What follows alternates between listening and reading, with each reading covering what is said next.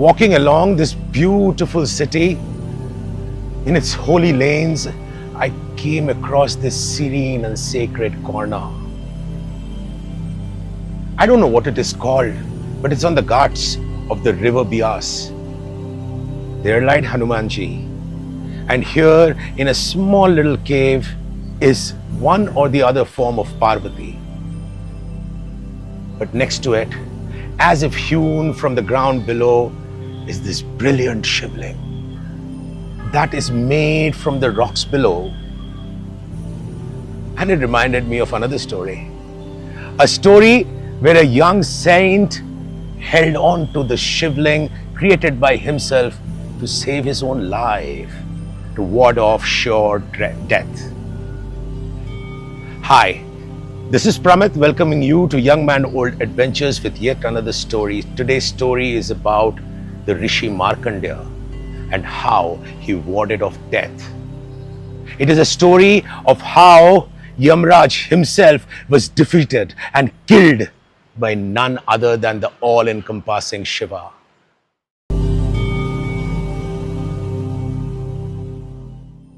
The Rishi Bhrigu had many sons, and one of them was a gentleman called Markandeya, and he had a wife called Mrityunjaya. For years they had been doing penance for a child which they never got. So they started praying to Lord Shiva. They sat in penance for many years, asking for a son, till in the end, Shiva appeared before them. Shiva came to them and said, okay, I'll give you a son, but there's a condition. I'll give you a choice. Either you can have a son who will live till a ripe old age and be with you till your end days, or you will have a son who will die at the age of 16. Markandeya did not understand, nor did Marudvati, so they asked Shiva, sorry, I don't think we got that right. Shiva said, you got it right, all right. The only difference is, if you choose the option of a son who lives for long, he's going to be a mandbuddhi, slightly off in the head, perhaps not the best kind of human. But if you choose the second option, the one in which your son stays only till the age of 16, you're going to get a son who's the most learned person of all time, who is going to be respected throughout the lands. Markandeya and Marudvati really did not have a choice. They looked at Shiva and said, we go for the second option. Shiva said, have you thought it out? And they said, yeah. We will live on in his fame. So in due course, Marudvati had a beautiful child, a beautiful son whom they called Markandeya. Within a few months, he knew the Vedas by heart. Within a few years, people, pandits, saints, and learned people from all over the world came down to Markandeya's ashram to consult him. Every year, there was a huge celebration on his birthday, a yagna which was visited by kings, by men, by rishis, by pandits, by learned men, by brahmins, by men of every caste. Time flies by, and soon it was going to be Markandeya's 16th birthday. He woke up. He came outside and he saw that there were no celebrations. There was no preparation for any yagna. And so he asked Markandeya, Father, today is my 16th birthday. Why are there no celebrations? And his father, Markandeya, said, child, today is your last day in this world. You're going to die today. Our journey together was only till here. Markandeya ran to his mother. After all, he was a child. He said, Mother. And Marudvati held him lovingly in her arms and said, don't worry. Your fame will live forever and we will bask in that same. Markandeya was not ready to accept. Markandeya immediately sat down on the ground and started building a shivling with his own bare hands. He held on to the shivling and started saying a mantra which had never been heard before. He went on uttering the mantra. Yamraj's predators, his spies, his people came to take him, and they were repelled as if thrown away by a force, as if there was a protective shield around Markandeya. Markandeya went on praying. He did not stop for a single instant. He kept on saying that secret mantra which he had penned down then. In the end, Yamraj came himself. He put his noose around Markandeya's head, around his neck, and started pulling.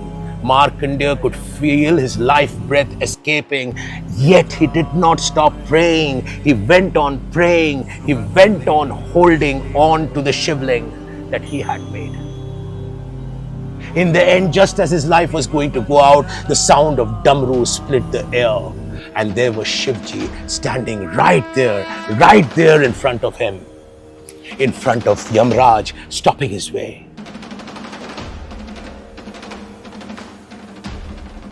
Yamraj, stop this instant. Leave Markandeya and go back to where you came from. Markandeya is going to live.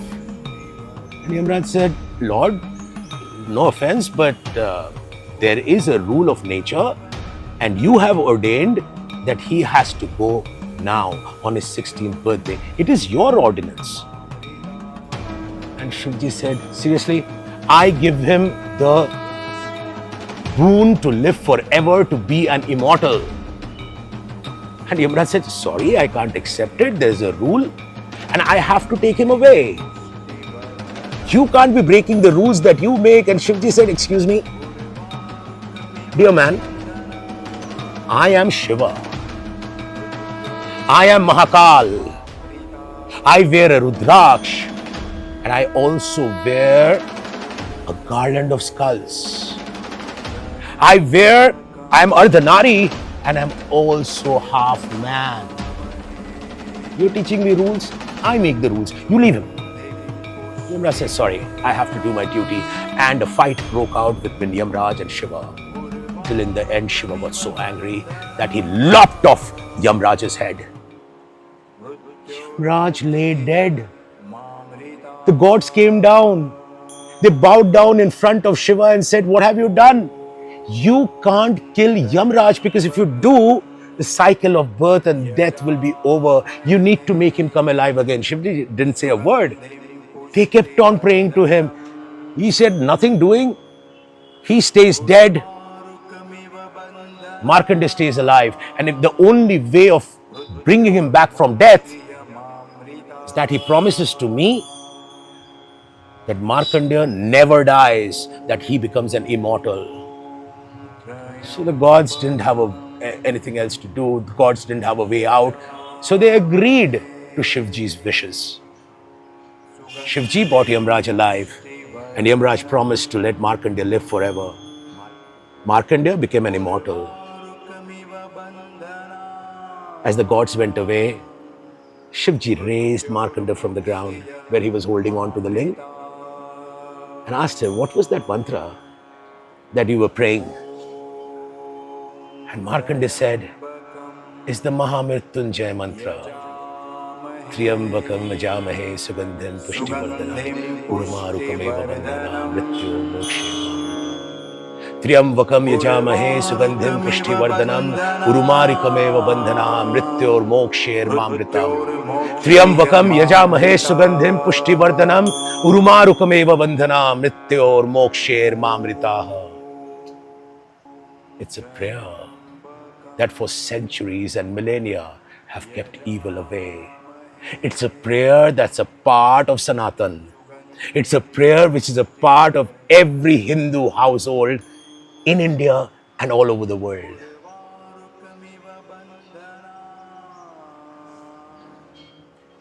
Shivji held on to him and said, wow, that's beautiful. And Markandeya said, but you always knew this was going to happen.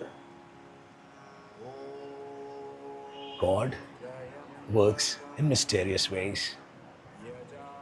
That was our story for the day. Till the next time, Stay curious because it's all about stories.